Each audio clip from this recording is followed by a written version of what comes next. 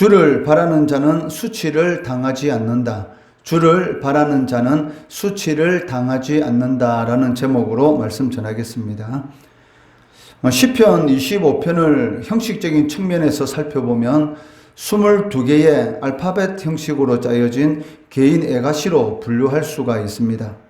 여기 22개의 알파벳 형식으로 짜여졌다라는 이 말은 1절부터 22절까지의 이 말씀들이 이 영어 알파벳 A, B, C, D라는 이런 단어로 시작하는 것처럼 히브리어 단어인 그 1절은 알렙이라는 이런 자음의 단어로 시작하는 것이고 2절은 이 베트라는 자음의 단어로 시작하는 그러한 이 문장으로 구성되어 있다라는 그런 의미를 가지고 있습니다.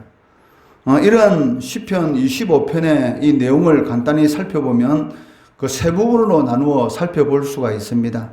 1절로 7절 말씀에서는 자신의 죄를 기억하지 마시고 인자와 사랑을 베풀어 주시기를 하나님께 구하고 있습니다.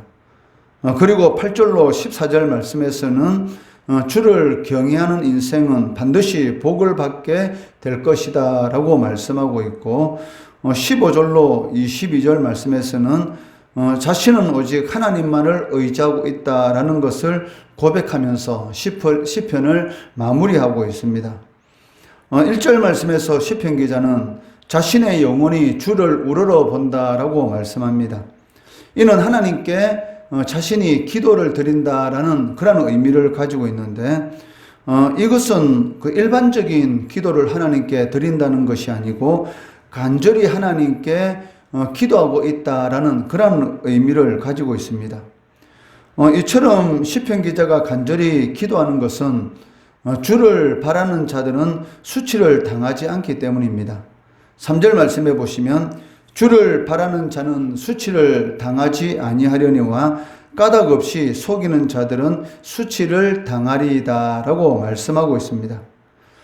여기 주를 바라는 자라는 것은 주님께 소망을 두고 주의 뜻이 이루어지기를 간절히 바라는 자라는 그런 의미를 가지고 있습니다. 비록 우리가 이 세상을 살아갈 때에 이 소망과 현실 사이에는 이 갈등이 있을 수가 있습니다. 그렇지만 시편 기자는 주님을 바라보며 결코 실망하지 않겠다라는 것을 천명하고 있다는 것입니다. 그리고 하나님께서 자신의 기도를 들어주실 것을 믿고 하나님의 긍휼하심과 인자하심에 호소하고 있습니다. 6절 말씀해 보시면 여호와의 주의 긍휼하심과 인자하심이 영원부터 있었사오니 주여 이것들을 기억하옵소서라고 말씀하고 있습니다. 이처럼 시편 기자가 그 하나님의 긍휼하심 그리고 하나님의 인자하심에 호소하는 이유는 그 자신이 그동안 하나님의 말씀을 따라 살지 못했기 때문입니다. 7절 말씀해 보시면 여호와여 내 젊은 시절의 죄와 허물을 기억하지 마시고 주의 인자심을 따라 주께서 나를 기억하시되 주의 선하심으로 하옵소서라고 고백합니다. 11절 말씀에서도 여호와여 나의 죄악이 크오니 주의 이름으로 말미암아 사하소서. 18절 19절 말씀에서도 나의 공고와 환난을 보시고 내 모든 죄를 사하소서. 내 원수를 보소서. 그들의 수가 많고 나를 심히 미워하나이다 라고 고백하고 있습니다.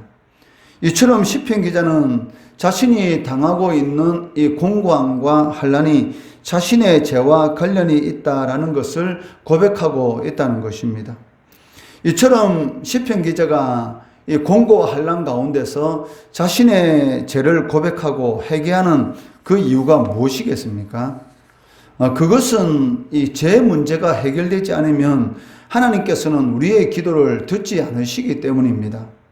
이사야 1장 15절, 16절 말씀해 보시면 너희가 손을 펼 때에 내가 내 눈을 너희에게서 가리고 너희가 많이 기도할지라도 내가 듣지 아니하리니 이는 너희의 손에 피가 가득함이니라 라고 말씀하고 있습니다. 그리고 이사야 59장 1절 2절 말씀에서도 여호와의 손이 짧아 구원하지 못하심도 아니요 귀가 둔하여 듣지 못하심도 아니라 오직 너희 죄악이 너희와 너희 하나님 사이를 갈라놓았고 너희 죄가 그의 얼굴을 가리워서 너희에게서 듣지 않으시게 함이니라 라고 말씀하고 있습니다. 하나님께서 하나님의 백성들의 기도를 듣지 않는 그 이유가 무엇입니까? 바로 이 죄 문제가 해결되지 않으면 하나님께서는 기도를 듣지 않으시고 또 구원의 역사도 일으키지 않으신다라고 말씀하고 있다는 것입니다. 그렇지만 이처럼 이 자신의 죄 문제에 대해서 하나님께 고백하고 회개하는 자에게는 하나님께서 은혜를 베풀어 주시는데 그러한 자들에 대해서 시편 기자는 하나님을 경외하는 자다라고 부르고 있습니다. 11절, 12절 말씀해 보시면 여호와여 나의 죄악이 크오니 주의 이름으로 말미암아 사소서 여호와를 경외하는 자 누구냐 그가 택할 길을 그에게 가르치시로다라고 말을 하고 있습니다. 즉 11절 말씀에서는 시편 기자가 자신의 죄악이 크오니 주의 이름으로 자신의 죄를 사해달라라고 고백합니다. 그리고 이어서 12절에서 여호와를 경외하는 자가 누구냐 즉 자신의 죄를 고백하며 회개하는 자 그가 여호와를 경외하는 자다. 그리고 그러한 자들에게 하나님께서 그들의 길을 가르치시리로다라고 고백하는 것을 보게 된다는 것입니다. 그리고 이러한 자들에게 하나님께서는 복을 주신다라고 말씀합니다. 13절, 14절 말씀해 보시면 그의 영혼은 평안히 살고 그의 자손은 땅을 상속하리로다. 여호와의 친밀하심이 그를 경외하는 자들에게 있으며 그의 언약을 그들에게 보이시리로다라고 말씀합니다. 여기 13절에 땅을 상속한다라는 이 말은 그 물질적인 이 땅만을 의미하는 것이 아니라 하나님께서 주시는 이 영적 그리고 육적인 모든 것을 의미하고 있습니다. 이를 잘 보여주는 것이 바로 레위기 18장 24절의 말씀인데 너희는 이 모든 일로 스스로 더럽히지 말라. 내가 너희 앞에서 쫓아내는 족속들이 이 모든 일로 말미암아 더러워졌고 그 땅도 더러워졌으므로 내가 그 악으로 말미암아 벌하고 그 땅도 스스로 그 주민을 토하여 내느니라 라고 말씀하고 있습니다. 가나안 족속들이 이 가나안 땅에서 쫓겨나는 그 이유가 무엇입니까? 바로 그들이 그 하나님의 보시기에 더러워졌다는 것입니다. 저 악한 죄를 행함으로 인해서 그들 자신만 더러워진 것이 아니라 그 땅도 더러워짐으로 인해서 하나님께서 벌하시는데 그 벌하시는 그 내용이 무엇이냐면 바로 가나안 땅이 그 주민들을 토해내는 그 땅에서 쫓겨나게 만드는 그런 일을 행하겠다라고 말씀하고 있습니다. 즉 내가 너희 앞에서 쫓아내는 족속들, 여기서 쫓아낸다라는 이 말은 무엇입니까? 하나님의 영적, 육적인 모든 복에서 쫓겨나는 그런 것을 의미하고 있다는 것이죠.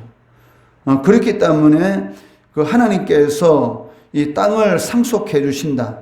즉 하나님 앞에 자신의 죄를 고백하고 회개하고 하나님을 경외하는 그런 삶을 살아가는 자들에게 땅을 상속한다는 것은 영적 육적인 이 모든 복을 주신다라는 그런 의미를 가지고 있습니다. 시편 기자는 주를 바라는 자들은 절대로 수치를 당하지 않는다라고 고백합니다. 이러한 시편 기자의 이 고백처럼 그 자신이 겪고 있는 그러한 이 공고함과 이 환난 가운데서 시편 기자가 구원을 받았는지 아니면은 그러한 상태 그대로 있는지에 대해서는 우리가 알 수가 없습니다. 그렇지만 분명한 것은 자신의 죄를 깨닫고 회개하는 자들에게는 하나님께서 영육간에 이 회복시켜 주시는 그런 복과 그리고 하나님의 친밀하심의 그런 은혜를 베풀어 주신다는 것입니다. 다윗에게도 죄가 있었습니다. 그렇지만 하나님께서는 그의 아들 솔로몬에게 무엇이라고 말씀합니까? 내가 만일 내 아버지 다윗이 행한같이 마음을 온전히 하고 바르게 하라라고 말씀하는 것을 볼 수가 있습니다. 다윗은 이 바세바를 범하고 그리고 그 죄를 숨기기 위해서 자신의 충성스러운 이 부하인 이 우리아 장군을 죽이는 그런 죄를 범했습니다.